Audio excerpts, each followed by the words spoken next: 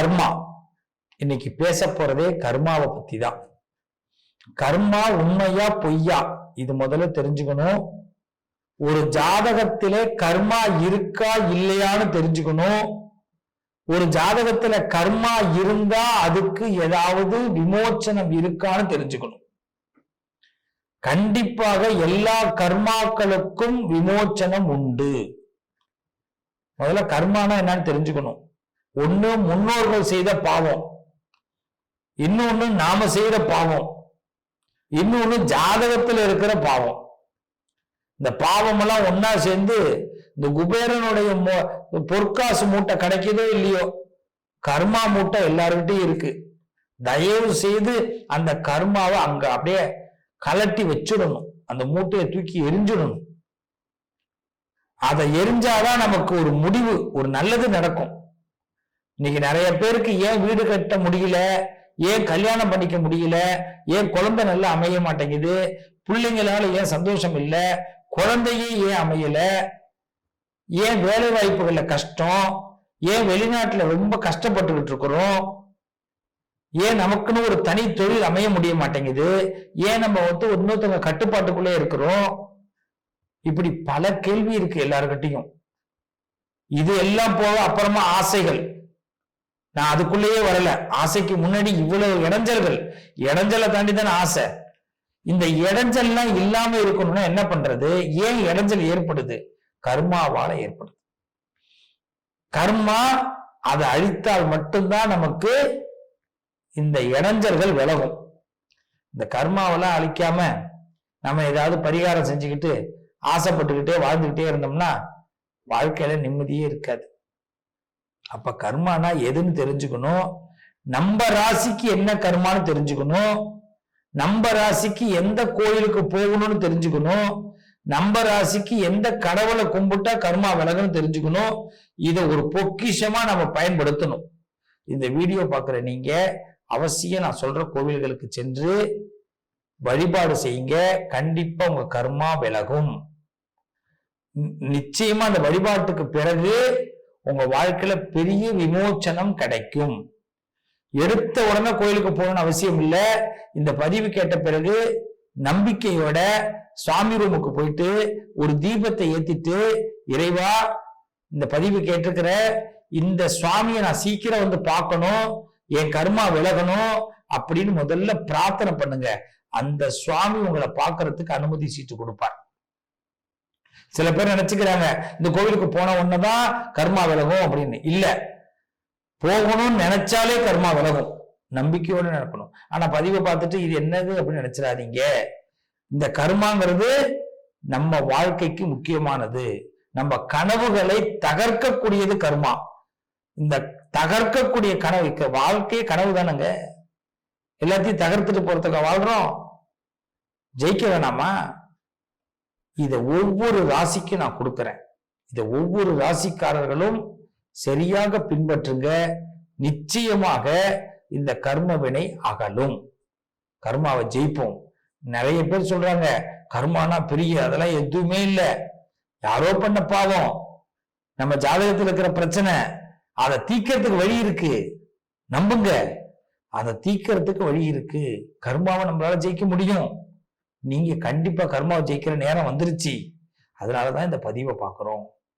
ஒரு சகோதரனா, ஒரு சகோதரிகள், சகோதரர்களுக்கு நான் சொல்ற இந்த பதிவு உங்க கர்ம வினையை அகற்றும், கர்மாவை வலுவிழக்க செய்யும், நல்லது நடக்கும். பார்க்கலாமா? கண் இருந்தும் குருடனாக இருக்கிறங்க, காது இருந்தும் செவிடனாக இருக்கிறங்க, ஆனா நல்ல மனசு இருக்கு, ஆனா அந்த மனசை யாரும் புரிஞ்சுக்கலைங்க. இது என்ன கர்மாங்க? இப்படிதான் கடகராசிக்காரர்கள் கேட்பது என் காதில் விழுது. அப்ப நிறைய சூழ்நிலைகளுக்கும் நிறைய விஷயங்களுக்கும் நாங்க எவ்வளவுதோ அடிபணிந்து போறோம், எவ்வளவுதோ மாறி வரோம். ஆனாலும் கர்மா எங்களை துரத்துகிறது. முதல்ல கர்மானா என்ன? ஒரு விதி பலன். நாம சொன்ன ஒரு சொல் விருட்சமா பின்னாடி வந்து நிற்கும். நல்ல சொல்ல சொல்லி இருந்தோம்னா அது நல்ல விருட்சமா இருக்கும். கெட்ட சொல் இருந்தா அது இன்னும் பெரிய விருட்சமா மாறிடும். வளரும். விருட்சம்னா வளருது. நல்ல கவனிங்க.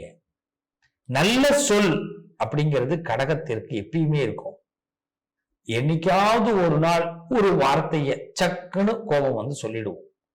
அதோடைய விளைவு நமக்கு நல்ல வாய்ப்புகளை எப்படியாவது தடுத்து நிப்பாட்டணும்னு ஒரு கூட்டமே உருவாயிடும். அப்ப என்னதான் செய்யறது? அப்ப கோபமே படக்கூடாதா? அந்த கோபப்படுறதுக்கு கூட நான் வந்து லாய்க்கு இல்லையா? அப்படிலாம் கடகராசிக்காரர்கள் கேட்கறதுக்கு வாய்ப்பு உண்டு.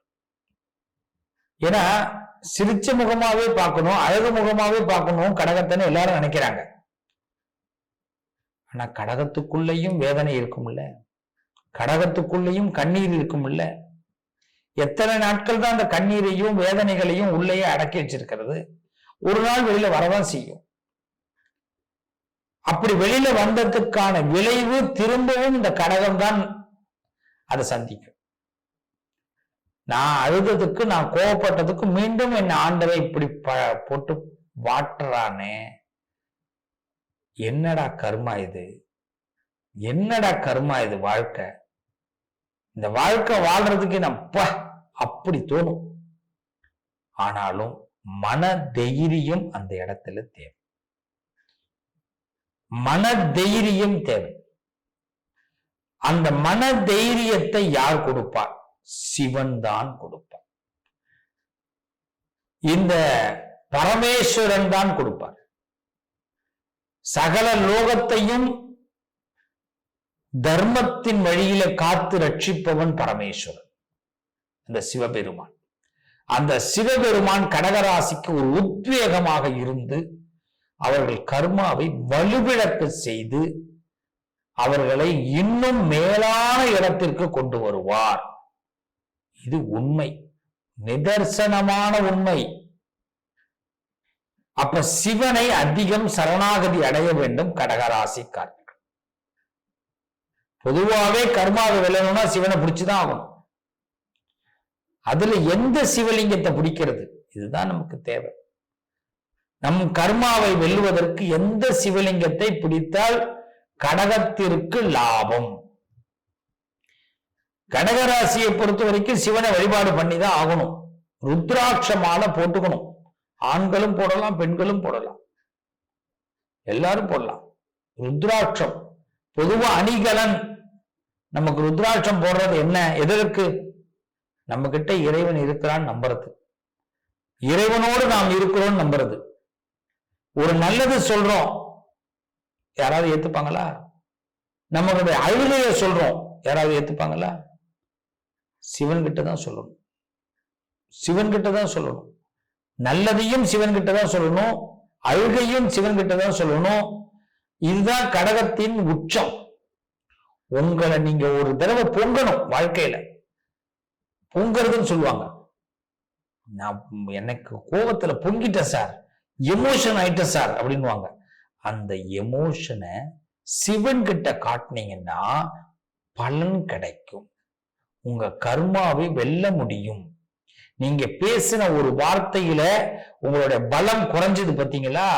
அந்த பலத்தை மீண்டும் அதிகப்படுத்த முடியும்.